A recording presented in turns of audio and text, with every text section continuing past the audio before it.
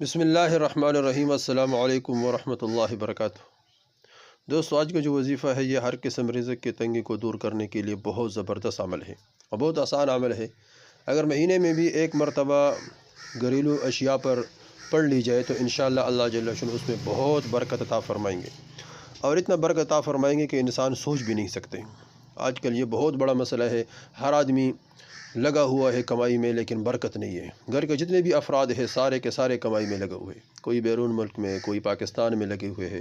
صبح سے لے کر شام تک کام کرتے کرتے کرتے تھک جاتے ہیں، لیکن گھریلو جتنی ضروریات ہے، حاجات ہے، وہ پورا نہیں ہوتے، سارے لوگ پریشان ہیں۔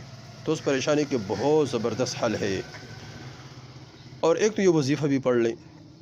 دوسرا بات یہ ہے کہ جس گھر میں، یہ بات یاد رکھنا، جس گھر میں لوگ سوئے ہوئے ہوتے ہیں اور صبح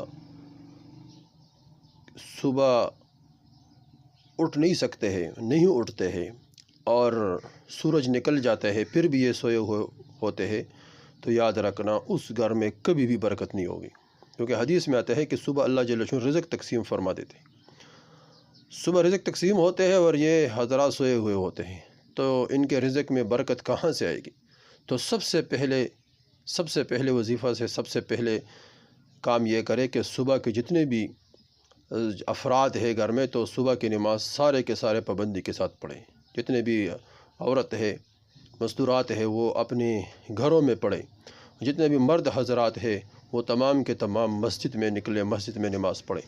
پھر دیکھیں اللہ جل شانہ اس گھر میں کتنے برکت عطا فرمائیں گے، کتنے سکون ہوں گے، کتنے چین ہوں گے، کیونکہ سارے لوگ پریشان ہیں۔ پریشانی کا حل کیا ہے؟ پریشانی کا حل یہ ہے کہ اللہ جل شانہ کے احکامات کو مانیں۔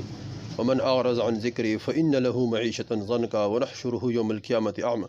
اللہ جل شانہ قرآن میں خود فرماتے ہیں کہ جو ہمارے ذکر سے اعراض کرتے ہیں، یعنی ذکر سے مراد احکامات ہیں، اعراض کرتے ہیں، منہ پیر لیتے، تو ہم ان کی زندگی کو تنگ کر دیتے ہیں۔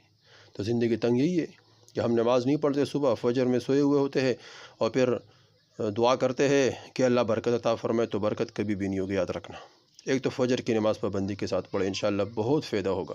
اور دوسرا یہ وظیفہ پڑھے، گھر کے تمام اشیاء پر، کھانے پینے کی جتنی بھی اشیاء ہے ان پر یہ وظیفہ پڑھے۔ بہت آسان وظیفہ ہے۔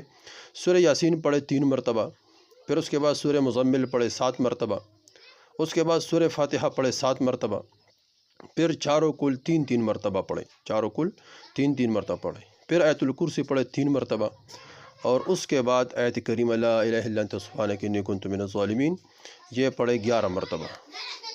اس عمل کو روزانہ کریں انشاءاللہ، یا مہینے میں 1 مرتبہ کریں، بہت